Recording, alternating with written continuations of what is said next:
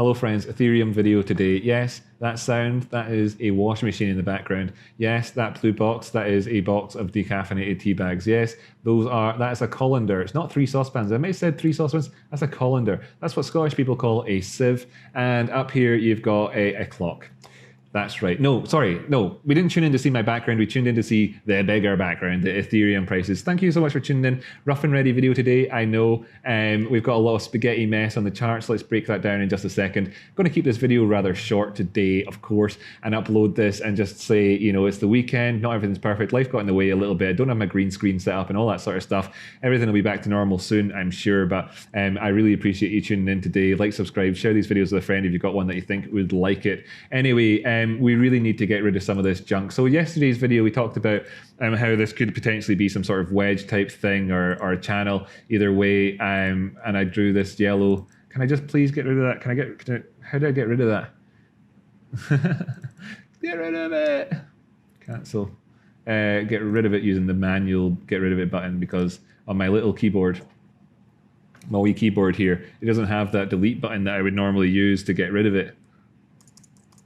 Not working, so I have to do it manual style, whatever. So there's a bit of muck there, and I'm going to leave the rest of the muck on because I can't be deleting it so slowly like that. But generally, what are we looking at, right? Well, we're looking at a consolidation period just for us just now.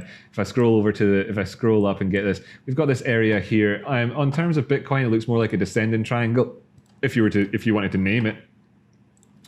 In terms of Ethereum, you've got more of an ascending type shape. You know, if you want to be strict about things and say, hey, you need to do something about this right now, it could be the case that we only really have the weekend for this to fill itself out. Or of course, it could be that that's drawn in a bit too, a bit too tight, and we'll see touches down here and it'll fill out a bit and last a bit longer. We don't really know what the overall shape of this would be, what with there only being one touch, so you can't get too carried away with these things.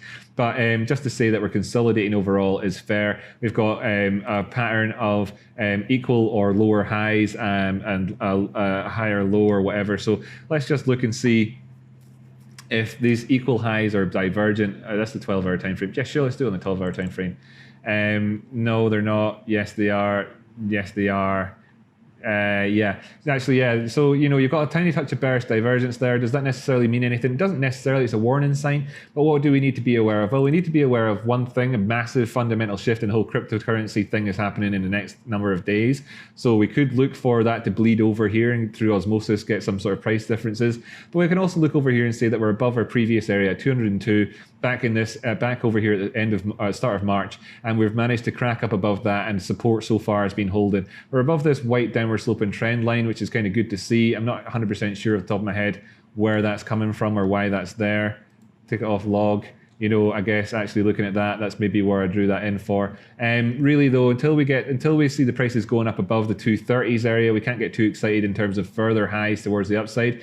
The targets there are, of course, 230. Between 230 and us, we have this yellow line here, which is a Fibonacci retracement, and going all the way out, you can see of a big Fibonacci retracement. That's the 50% line, so at 225, that's something to be aware of.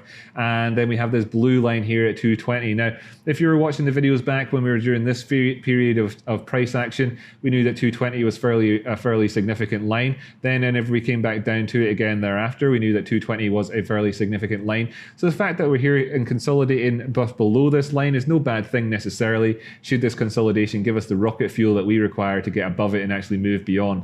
If not, then we come up and touch this again, for instance, and move on down. That'd be quite negative, really, overall.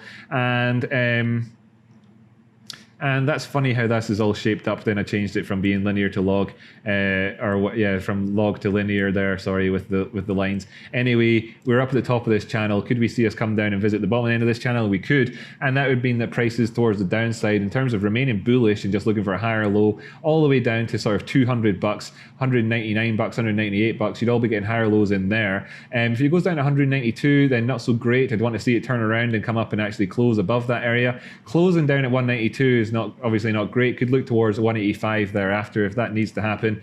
But generally speaking, just wanted to kind of point out really that over this little period of time on the 12-hour chart, it's less visible on the 24-hour chart because, you know, like that. And it's more visible, I suppose, on the 4-hour chart. We've just got this sort of consolidation area just here, just now. And we need to wait and see how this resolves itself. Could go to either side, of course. And I'm eager to hear what you think will happen. Overall, where we are right now with the prices in here at 215, you can see is where there's 214 and 80 cents is where this 618 lines up at. Current price 214 and 45 cents. So right here where we are is 618. We've come in, we've got the golden pocket. Overall, a lot of people would say that you could retrace from here, and that wouldn't be unusual at all. A lot of people would have had that as their profit taking target for significant profit taken out of their position. So, you know, we've had that being reached overall, and it's been a significant, wonderful upward movement as part of this overall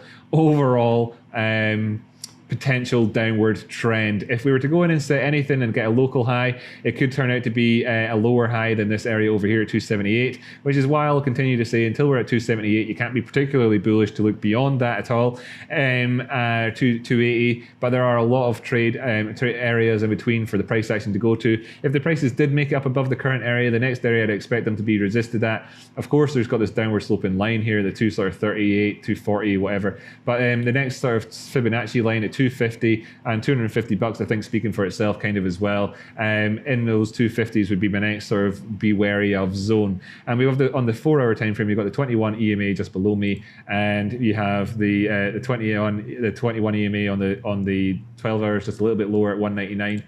On the 4-hour, it's in there at 210. And on the 24-hour, it's down there at 187. And I think in terms of identifying a few areas, the 21 across those 4 time frames kind of does spell out for us. And if we're looking at things and we see it going down past that on the 4-hour, then we could kind of look towards the next time frame and say, how are we going on? Are we going on to the next level, you know, and then the next level afterwards? Go through all 3 of those, and then I'm not particularly happy to see what's been going on. 185 being my current sort of hope for turnaround points for fake outs from this channel. If not, then this fake out at the top constitutes a little bit more of a bearishness. Should we actually fake out, then break out towards the bottom side? A breakout here, having had this rejection at the top there, would be rather crappy. As also, you can look towards that 50% retrace line, like I was saying.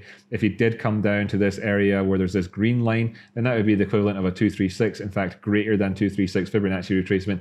And then looking on beyond that down to other areas like 150 would actually become reasonable targets to have in mind. And that's a lot of trading, a lot of price action away from there. Really, 185, 171, or 177, it's 175. Those areas where this confluence of moving averages is, there's an awful lot in that area.